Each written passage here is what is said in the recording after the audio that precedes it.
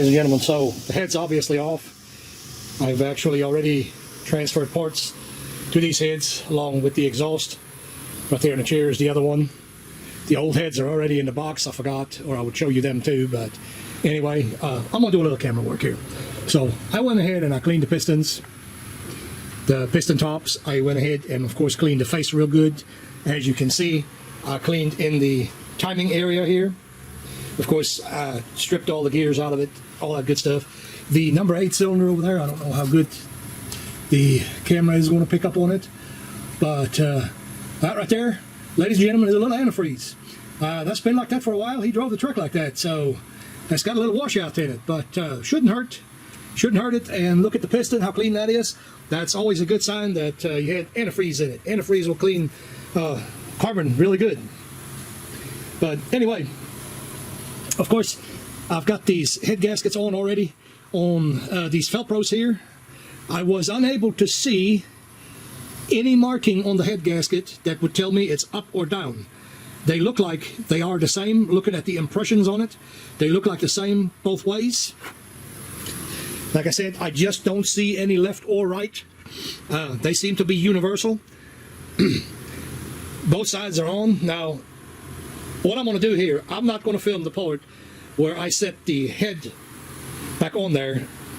I will tell you about the, oh, let's have a look at this. Okay, what I did is, like you see the zip tie right there? Everything that I could take and zip tie clean out of the way, I got it all clean out of the way. That way there is not going to be anything dangling, anything getting into my work area when I put them heads on there. Them heads are heavy. I mean heavy. Not heavy because they're just heavy as far as weight. When you have to crawl in here and hold everything in place, fair warning. Okay, let me put this wrench up. So I'll give you a fair warning. If for some reason you end up, sorry about the camera, if for whatever reason you end up dropping that head onto that head gasket right there, ladies and gentlemen, it's game over. You're going to need new head gaskets. There's a film on top of that. You scratch that, it's done, it's over. You're going to be swearing the crap out of something, and you're going to be buying a new head gasket. So here's what I do. Let me get you over here on the other side. I got that cover over here. So here's what I'm going to do. Clean rag. Get an old shirt, don't care, cut your shirt up, whatever you got to do. To start out with, I don't care how aggravating it is, I'm going to lay that rag right there just in case something happens. That'll cushion it if for some reason it were to slip. These heads, they have sharp edges. Goes without, or well, at least it should go without saying that they have sharp edges, so we are going to be aware of that. Tripod is a little bit aggravating, but anyway, we're going to have to be aware of that. There is going to be sharp edges. I've got the head, as you've seen, I've got the head underside cleaned up as well. Let me flip that screen around here so I can see a little bit better. But anyway, the head's going to be laying over here on my service cart. I'm not going to try to crawl in there with it. It's going to be here right next to the vehicle on the service cart. It's going to be ready to be lifted in. Underside is clean, cart's clean, everything's been wiped off. This is the most important part of the whole job, to get these heads on there without dropping them. Now, I personally, you've seen me many times wearing these. I personally like the string gloves because I can still feel with them and they protect me from cuts, scrapes, and bruises. Now, some of you guys may not like those, some of you guys may like the mechanic gloves, but being that there is going to be sharp edges on that head, I would highly, highly recommend you're going to get yourself something that will protect your hands so you do not lose your grip. If you're latching on to something, I've done this with the rubber gloves before, you're latching on to something that has a sharp edge, guess what?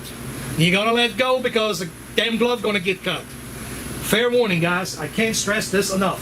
Protect these gaskets, they're not cheap. Now, I'm going to turn the camera back off just in case. No, just kidding. I'm going to turn the camera off, put these heads back on there, and then we'll get to torquing it. Probably for a couple of bolts, leave the camera on, but then turn the camera back off to finish everything up. Okay, I almost forgot. Sheet bolt, Harbor Freight, electrical tape. The back bolt, I can't get it out. Or I couldn't get it out, I should say. Careful with this bolt here, I'm just going to use that to tie this bolt off. But anyway, use some of this here electrical tape to hold that bolt in place. And the reason I'm doing that is because of the brake booster over there.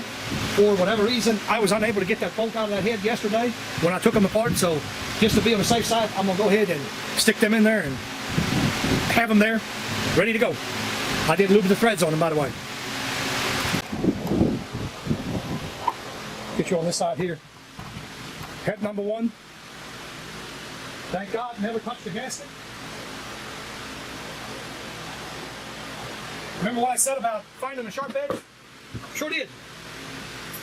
Naturally, it wasn't a problem, but I did find a sharp edge nonetheless. But I don't know that you would be able to see anything here.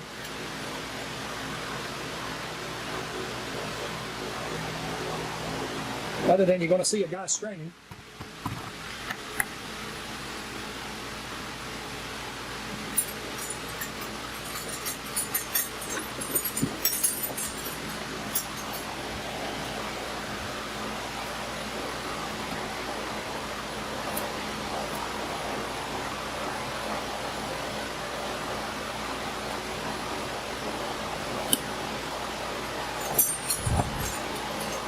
Oh, it's on camera now too.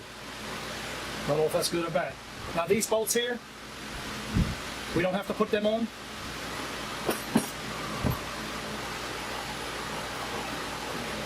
I'm going to set it down on the edge, carefully. I got to regroup, get my bearings, see how I'm going to hold this.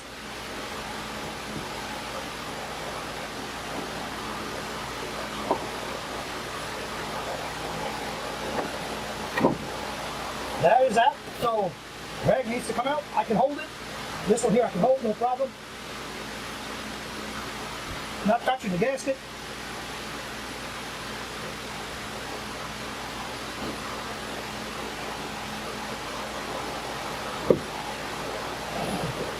Can't find the hole.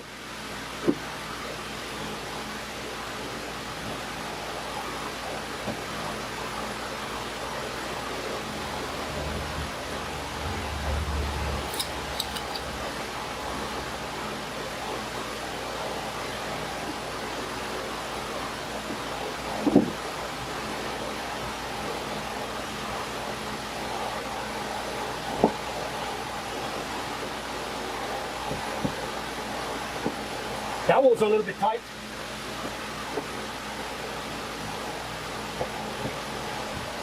So that's the problem, that one's a little bit tight. Put my hand on this.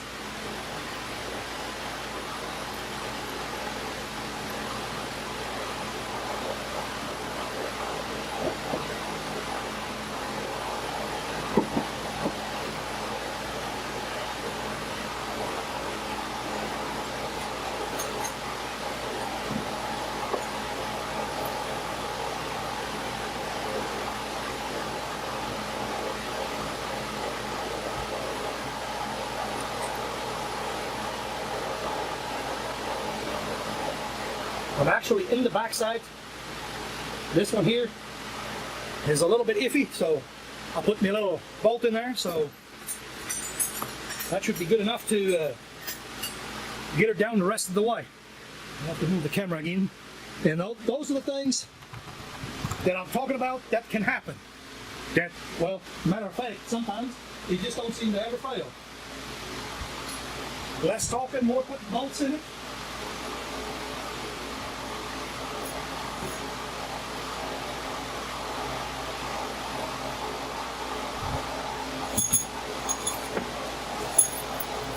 Camera right in the way, I'm sorry.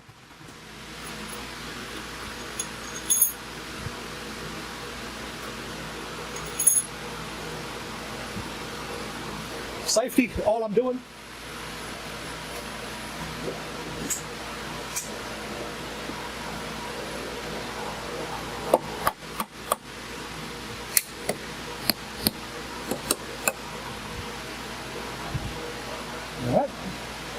course, we have to lubricate these bolts a little bit. I got to cut the other side off. Of course, the tape on the other side, that is. So let me get the screen around there for you. So back there,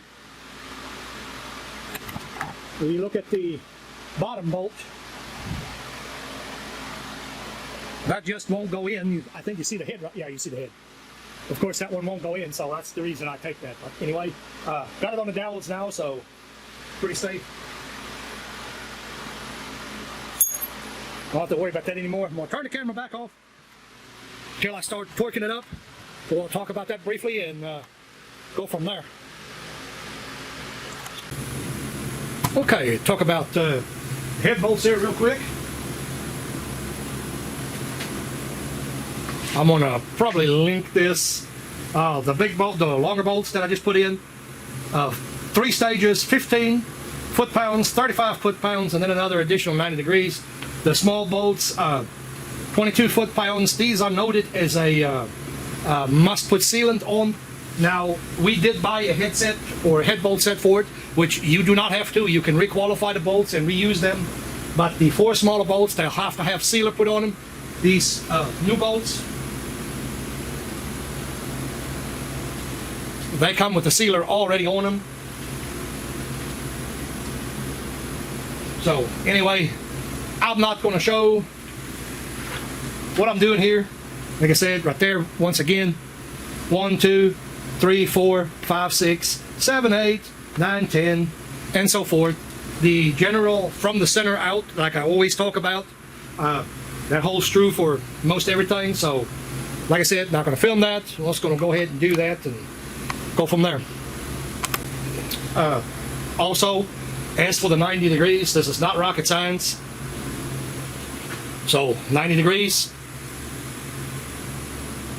okay, 90 degrees, because half turn would be 180. I'm not going to use a gauge, not going to use a tech wrench on it. I'm just going to use that torque wrench right there and go heavy 90, call it good. Moving forward to the timing of the thing. So, well, let me say this. All of the head bolts been torqued up, so that part of it is done. We move on. Going to go ahead and put our timing components on. I'm going to try to link. I hope there is one. Well, let me go check. I'll go check and make sure there is a Chloe's video. There should be. If there's a Chloe's video, I'm going to link to that, because the way I'm doing it here, with the way I'm set up, I'm not going to do as good a job as what they're going to do with the engine out like they always have on their videos. So I'm going to go ahead and link that instead of me showing you here. I could leave the camera on, but I think that's going to be a waste of time as well. So let me see if I can find it. Okay, so update. Put the intake back on. Put the valve covers on.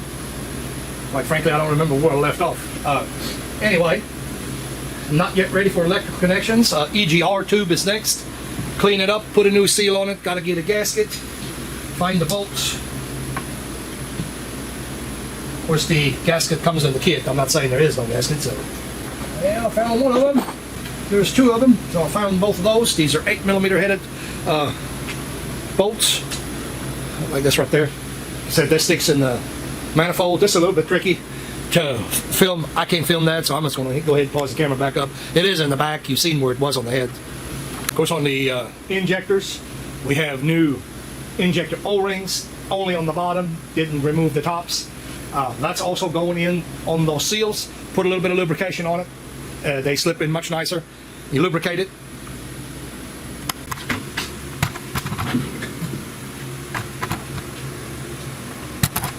Of course, I had this in other videos. Coils, put your coils back in. What I do is I spray the O-ring and everything with the dielectric grease. I use this stuff here, CRC. Probably not feasible for the individual. That's just as much as we use it in the shop. It is feasible for us to get it.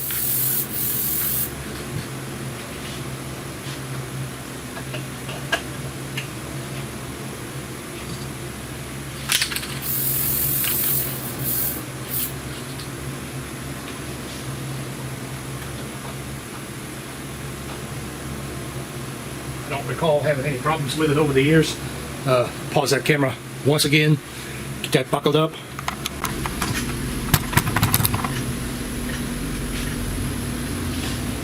Got a crankcase ventilation hose hooked back up with new ends on it.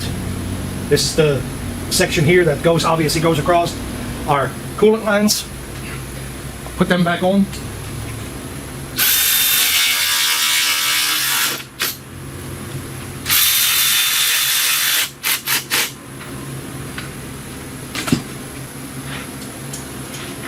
And these things are useless. That's not the right pliers for it.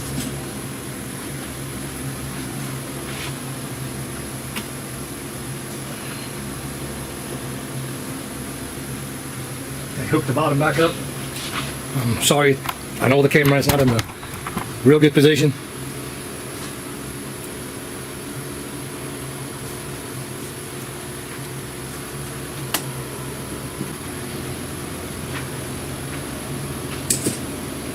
So of course, got a computer plugged back up.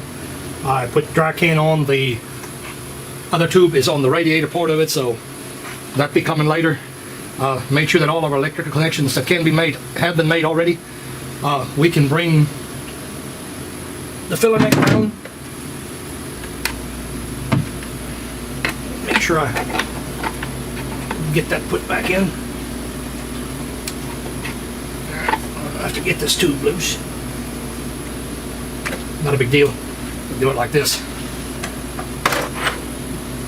Got these up here, of course, new gasket on it. Clean it out.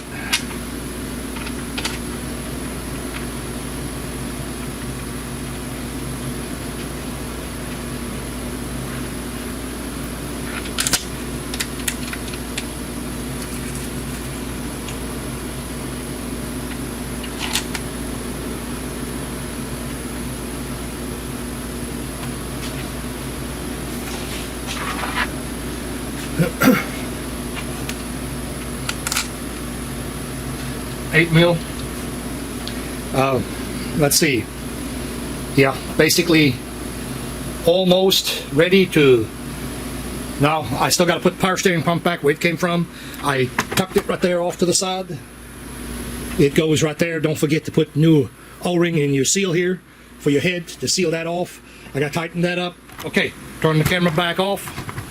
Once again, that's not that hard to figure out. Alright guys, so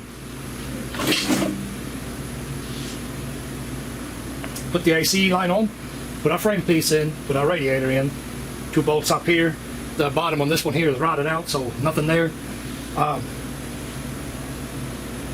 got everything put on as far as the new belt, the hoses, all that good stuff. I didn't do the shroud or the fan blade just yet. AC is hooked up. Our breathing system is hooked up. So all that is back together. I'm fixing to put oil in the engine. Anything else I forgot to mention? No, actually I did not. Like I said, everything's been hooked up. Coolant I'm going to do later on. I'm not going to film the coolant part. I'm going to use the my vacuum system, the evacuate coolant system. I don't want to sit here for an hour and wait for the thing to burp. Like I said, this be the time when we'll put some oil in it so I don't forget. Actually pre-filled on these here. They sit perfect. Really, pre-fill your oil filter. Pretty good size oil filter. So pre-fill it if you want to. Anytime you tear into an engine like this here, you know, where everything has been draining for that amount of time, I do recommend that you go ahead and pre-fill the oil filter. But anyway, I'm going to go ahead and hook the charger to the battery. I kind of forgot the light was on the other day. I kind of drained that battery down to, well, I don't know what I drained it down to, but anyway, it's pretty drained down.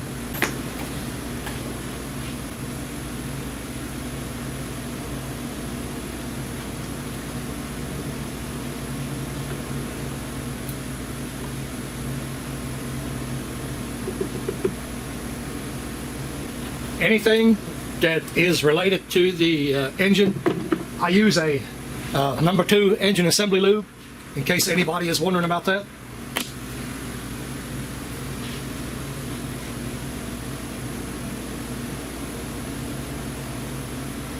I didn't hook the exhaust up, didn't put the cross member in, didn't do any of that yet. This is actually the wrong oil. Should have some high mileage oil in it. Well, not the wrong oil, but it'd be better if it had high mileage oil. They have additives in it.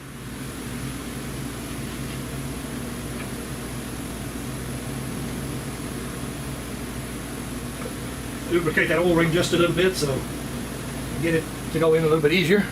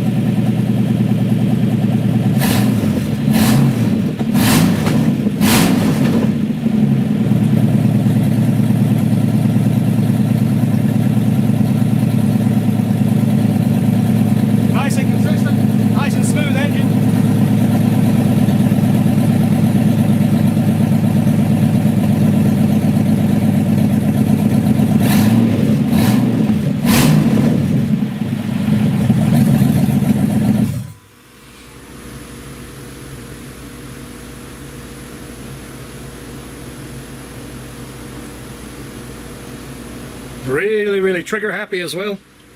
And what I mean by that, this, you barely touch that gas and boy, she revs up. I wasn't mashing on the throttle. If anybody thought I was mashing on the throttle, I really was not. It's just really picking up really fast. So of course we just set a bunch of engine codes. There's nothing plugged in on the bottom side yet. The only oxygen sensor, I'll repeat that one more time, the only oxygen sensor that you need to plug in from the top is the one over there by the firewall on the passenger side. Rear of the head, passenger side. That's the one oxygen sensor we need to plug in from the top. You cannot plug that in from anywhere else but the top. So keep that in mind. I'm going to go ahead and let that battery charge up. Turn this down, give that about 60 minutes of charge. And I'm going to put the hose on the top there. Maybe open the door up a little bit. But other than that, yeah, I'm going to go ahead and actually probably put the coolant in it right now because I've got the charger on it. That'd be a good time.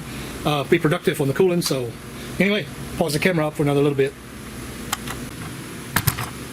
So on the exhaust hardware, the bolts, the nuts that have the anti-rotation tabs on it, they're rather expensive. That's almost a $100 bill for the exhaust right here. So what I did is I took these 10mm nuts and I used a 1/4" welding rod and I tacked basically the 1/4" welding rod to the nut. So I'll put new hardware in it this way here. The next person to undo the exhaust won't have a problem spinning that off. It ain't going to break like that standard hardware normally does. Alright, so had to dodge outside idling for some time, probably a good hour or so. Sounds great, nice and quiet. No complaints. The owner really loves it. He said it never sounded that good ever. So we've got it ready. Watch for the video to be uploaded. And I'm going to call it. It is late. We'll see you on the next one. A little bit of update on our Dodge Dakota. So, excuse me. For starters, the build date on that Dakota is definitely a late 2005. I don't know what happened here. I don't know if somebody at some point in time stuck a different engine in this. VIN number in. I don't exactly know the details, but I want to get right to it. Got antifreeze in the oil. My little attempt to try to seal the engine has failed. And I had to do a little bit more research, and it's thanks to it. And I will definitely link the timing video that I found on YouTube. I will definitely link that video, and it's thanks to this guy. I almost didn't, but I kept punching numbers till I got lucky.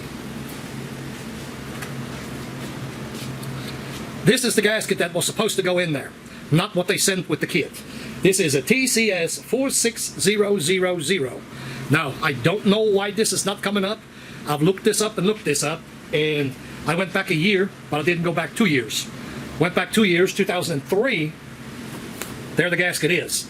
This is the right gasket that's supposed to go into the front. You see that at times this metal gets awful thin, especially on the original. It's even thinner than this, and by thin I mean this cross section right here.